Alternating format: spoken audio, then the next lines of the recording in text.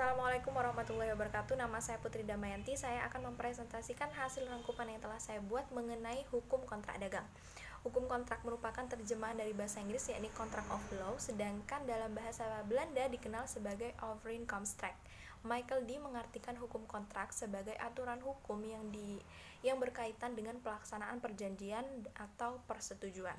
Sedangkan Salim H.S. mengartikan hukum kontrak sebagai keseluruhan dari kaidah-kaidah hukum yang mengatur hubungan hukum antara dua pihak atau lebih berdasarkan kata sepakat untuk menimbulkan akibat hukum. Unsur-unsur yang tercantum dalam perjanjian dan kontrak hampir sama, yakni mengikat kedua belah pihak, ada hak dan kewajiban untuk memenuhi prestasi, dan ada akibat hukum.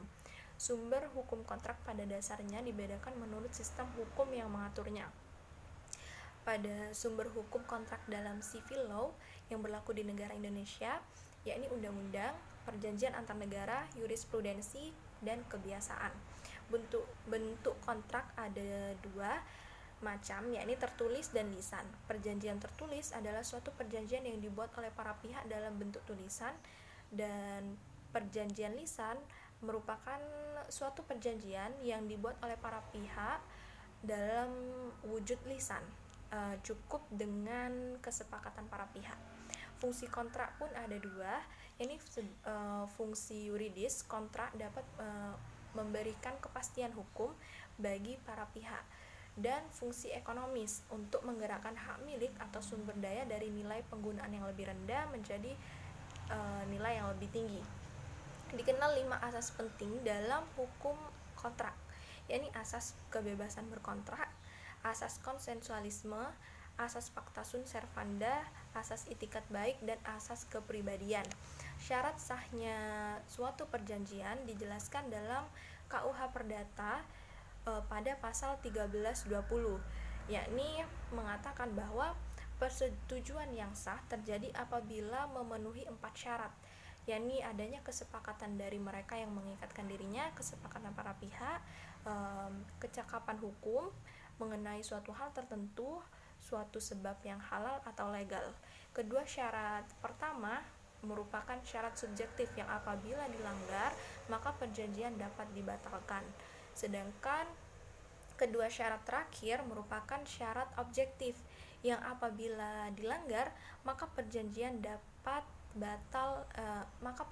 batal demi hukum, batal dengan sendirinya.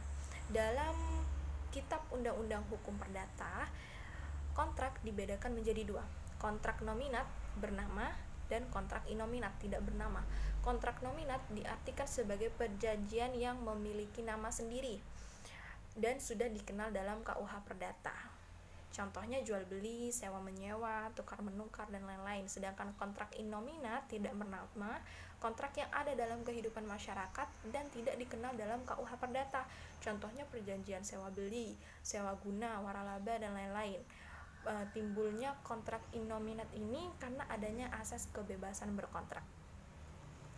Ketentuan umum dalam kontrak ada istilah-istilah seperti somasi berupa teguran, wan prestasi, tidak memenuhi atau lalai dalam melaksanakan kewajiban sebagaimana yang ditentukan dalam perjanjian. Kemudian ada ganti rugi karena perbuatan melawan hukum, dan ganti rugi karena wan prestasi. Ganti rugi karena perbuatan melawan hukum itu karena adanya kesalahan dan bukan karena adanya perjanjian. Sedangkan ganti rugi karena wan prestasi, ganti rugi yang disebabkan oleh tidak memenuhi isi perjanjian. Kemudian ada keadaan memaksa. Keadaan memaksa itu suatu keadaan di mana debitur tidak dapat melakukan prestasinya kepada kreditur disebabkan adanya kejadian yang berada di luar kekuasaannya. Kemudian ada resiko, yakni seseorang dikenal dengan resikoler, yaitu suatu ajaran bahwa seseorang berkewajiban untuk memikul kerugian jika ada suatu kejadian di luar kesalahan salah satu pihak yang menimpa benda yang menjadi objek perjanjian.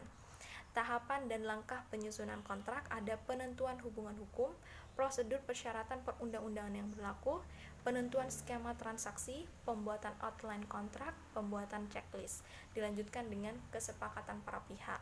Legal due diligence, yaitu Uji kelayakan, kegiatan pemeriksaan secara seksama yang dilakukan seorang konsultan hukum terhadap suatu perusahaan atau objek.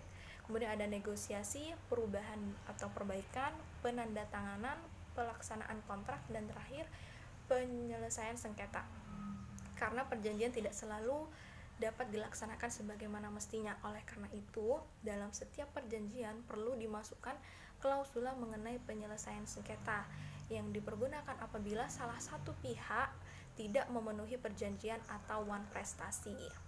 Berakhirnya kontrak merupakan selesai atau hapusnya sebuah kontrak yang dibuat antara dua pihak, pihak kreditur dan debitur tentang suatu hal. Cara berakhirnya perikatan ini diatur dalam pasal 1381 KUH Perdata.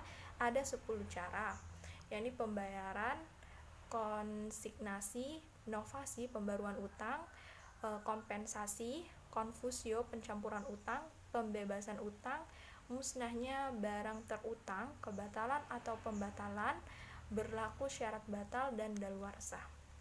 Sekian dari saya. Apabila ada kesalahan dalam pengucapan, penjelasan, dan kesalahan dalam kata-kata, saya mohon maaf yang sebesar-besarnya. Wassalamualaikum warahmatullahi wabarakatuh.